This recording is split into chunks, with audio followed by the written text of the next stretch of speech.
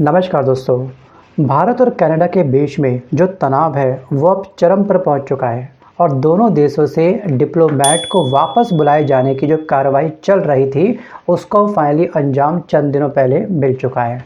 और रिश्ते दोस्तों हमारे इस हद तक कैसे ख़राब हुए, इस वीडियो में हम लोग समझने का प्रयास करेंगे और आगे क्या हो सकता है। जी हाँ, हमारी सुलह होगी भी या फिर सुलह करनी वास्तविक रूप से बेकार है। ये देश दोबारा हमारे पीठ पीछे खंजर घोंप सकता है। जी हाँ, अभी वैसे हमारा सुलह का फेस्टिवल चल रहा है। आपको मालूम होगा कि हमने चाइना के साथ में समझौता कर लिया है। वो अलग बात है कि चाइना ने भी एक बार पंचशील समझौता जी हाँ ब्रेक किया था 1954 में जो हुआ था। आपको याद होगा गलवान घाटी पर इसने किस तरह से आक्रमण किया हमारे ऊपर, लेकिन फिर भी हमने दोस्ती का अपना एक पहला कदम बढ़ा दिया है और फिलहाल गलवान घाटी के अंदर शांति स्थापित हो चुकी है। लेकिन कनाडा ने हमारी दिन प्रतिदिन दोस्तों जो वैश्विक स्तर पर जो अपनी छवि ठीक करी है उसको बिल्कुल चकनाचूर कर दिया है।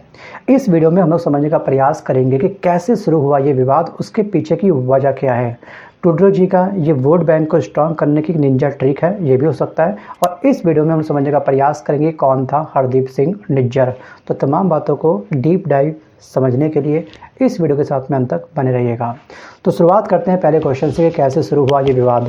दोस्तों विवाद की शुरुआत हुई थी जून 2023 में, जब कनाडा के अंदर एक अलगाववादी आतंकी जिसका नाम है हरदीप सिंह निज्जर, इसकी हत्या कर दी गई थी। लास्ट ईयर जून 2023 की बात कर रहा हूँ। और सितंबर 2023 में कनाडा के पीएम जस्टिन ट्रूडो ने निज्जर की हत्या का जो आरोप है वो भारत के ऊपर लगाया। भारतीय एजेंट इसमें शामिल है, इस प्रकार की इसने टीका टिप्पणी कर दी पत्रकारों के सामने और फिर तिल का पहाड़ बन गया जैसा कि लाजमी है, और जिससे दोनों देशों के बीच में तनाव और इनक्रीज होता रहा। अब बात करते हैं कि आखिरकार एक व्यक्ति के हत्या से कनाडा को इतना मिर्ची क्यों लगी, इसको भी समझने का प्रयास करते हैं कि आखिरकार कौन था हरदीप सिंह निज्जर। एक्चुअली हरदीप सिंह निज्जर दोस्तों इंडिया का रहने वाला व्यक्ति है, पंजाब का ये रहने वाला था और जो 1990 के दशक में, ध्यान रखिएगा, कनाडा चला गया था। वहाँ पे इसने एक गुरुद्वारे को संभाला, मतलब गुरुद्वारे का प्रमुख बना। वहाँ पे उसने उसकी देख रेख करी और गुरुद्वारे में बैठे बैठे ही, ठीक है, वो उसका एक हेड चीफ बन गया गुरुद्वारे का। और वहीं पर कनाडा में बैठे बैठे ही ये अलगाव का बढ़ावा दे रहा था। अब अलगाववाद दोस्तों क्या होता है कि जहाँ पर आपकी स्थिति है उससे आपको अलग कर देना, दिस इज़ कॉल्ड अलगाव। उसने ये कहा सिक्कों को लेकर के कि सिक्कों का एक अलग से राष्ट्र होना चाहिए। जैसे आपको पता होगा कि मुस्लिमों का एक अलग से देश है, अलग से उनका एक राष्ट्र है पाकिस्तान, तो वैसे ही वहीं बैठे बैठे ये इंडिया के लोगों को भड़का रहा था। भारत में जितने भी सिख हैं किसी भी राज्य में रहते हैं तो वो अपने एक अलग से राष्ट्र की डिमांड उठाएं अपने देश के अंदर, तो इसको बोलते हैं फूट डालो शासन करो। तो फाइनली यहाँ पर क्या हो गया कि इंडिया की तरफ से एक टीका टिप्पणी आई थी, ठीक है। भारत सरकार ने 2020 में निज्जर पर भारत में हिंसक गतिविधियों को बढ़ावा देने का आरोप लगाया हमने, जो साफ साफ दोस्तों कोई भी सरकार लगाएगी, ठीक है। हमारा देश चल रहा है, कैसे चला रहा है हम जानते हैं, लेकिन आप बाहर बैठे बैठे यहाँ के देश के बारे में टीका टिप्पणी कर रहे हैं, उनके अंदर कम से कम जहर घोल रहे हैं, वो प्लीज़ बंद करो।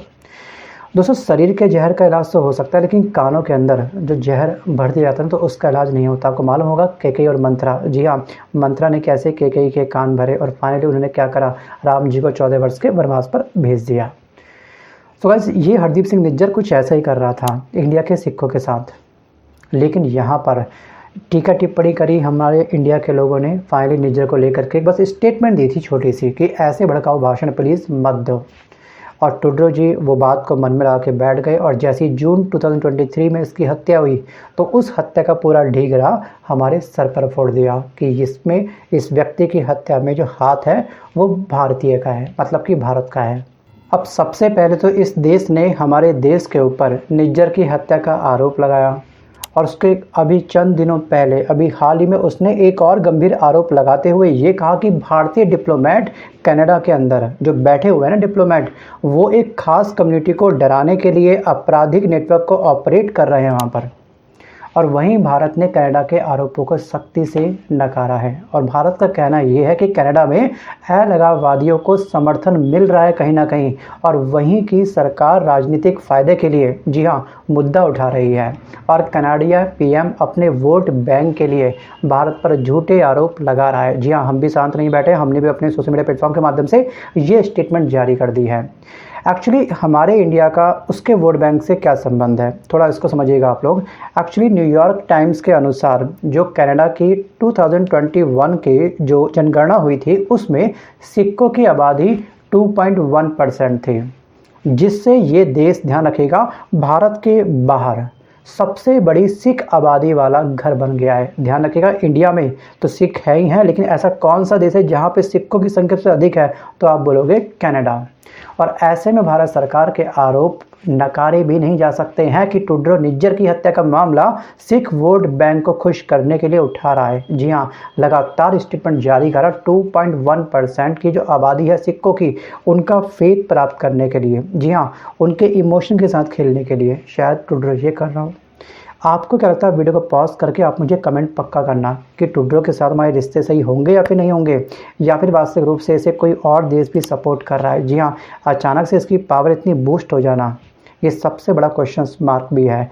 आपको याद होगा अभी चंद दिनों पहले इंडिया और चाइना के बीच में समझौता हुआ है और वहीं पर मिर्ची लग चुकी है अमेरिका को, और अमेरिका ने अपने देश से 19 भारतीय कंपनियों को ब्लैकलिस्ट कर दिया। जी हाँ, बंद कर दिया, ये आपको बखूबी पता होगा।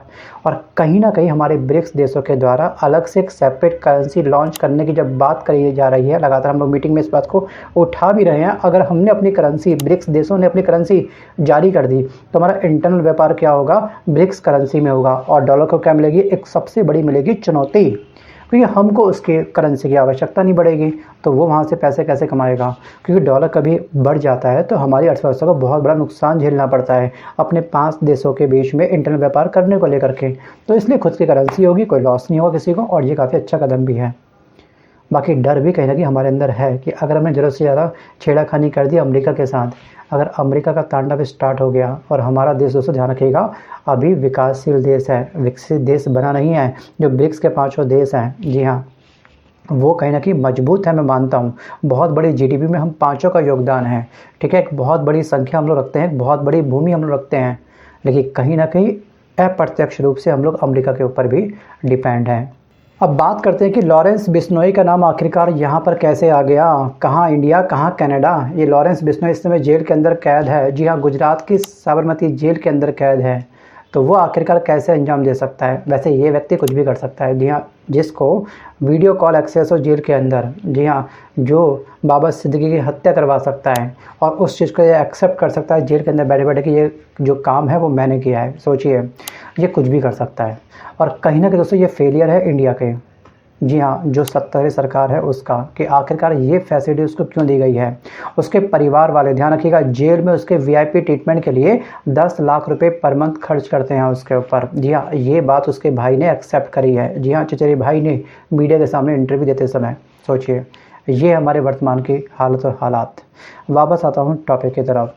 सो गाइस, कनाडिया मीडिया है आपकी सीबीसी, इसके अनुसार इसने ये बोला था कि निज्जर की हत्या में कनाडा पुलिस ने 3 भारतीयों को गिरफ्तार किया है, जो एक भारतीय गैंग से संचालित हो रहे थे, और इस गैंग को लॉरेंस बिश्नोई लीड करता है। और कनाडा के अधिकारियों का ये भी कहना है कि लॉरेंस ने भारत की जेल में बैठे ही इस घटना को अंजाम दिया है।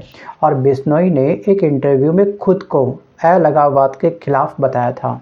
और न्यूयॉर्क टाइम्स की रिपोर्ट के अनुसार ऐसी चर्चा है कि भारत की खुफिया एजेंसी जो रॉ है, वो लंबे समय से आपराधिक नेटवर्क जो है वो कनाडा के अंदर चला रही थी। जी हाँ, कहीं ना कहीं उसका भी इसमें एक बहुत बड़ा योगदान है लॉरेंस की हेल्प करने को लेकर के। तो इस तरह की जो बेतुकी टीका टिप्पणी जो टुड्रो जी कर रहे हैं, ठीक है, इससे हमारी वैश्विक स्तर पे छवि और अधिक खराब हो रही है। अभी रही सही कसर आपको मालूम होगा कि जो हिंडनबर्ग की रिपोर्ट जारी हुई थी उसने कर दी थी। आप देखिए ध्यान से कि लगातार कई दिनों से, कई महीनों से हमारा जो हमारा शेयर मार्केट है वो लगातार गिर रही है। इसके पीछे की वजह क्या है? क्योंकि बाहर की जितनी भी कंपनियां हैं वो इंडिया में इन्वेस्ट करने से पहले कई बार सोच रही है और डर रही है, अपनी न्यू इन्वेस्टिंग वो कैंसिल कर रही है।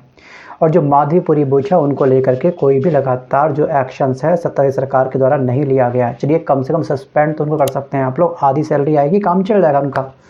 सोचिए, फिर भी हमारी सरकार ने कुछ खास कदम नहीं उठाया और लगातार दोस्तों जो पार्टी है विपक्ष की, कांग्रेस पार्टी या फिर अन्य पार्टी, लगातार इस पर सवाल उठा रही है कि आखिरकार जांच क्यों नहीं हो रही है। और हिंडनबर्ग रिपोर्ट दोस्तों कोई छोटी मोटी रिपोर्ट नहीं है, किसी पप्पू ने, किसी टप्पू ने, किसी चिंटू ने, किसी पिंटू ने लॉन्च कर दी हो, नहीं। हिंडनबर्ग की रिपोर्ट के ऊपर मैक्सिमम लोग क्या करते हैं, फेथ करते हैं।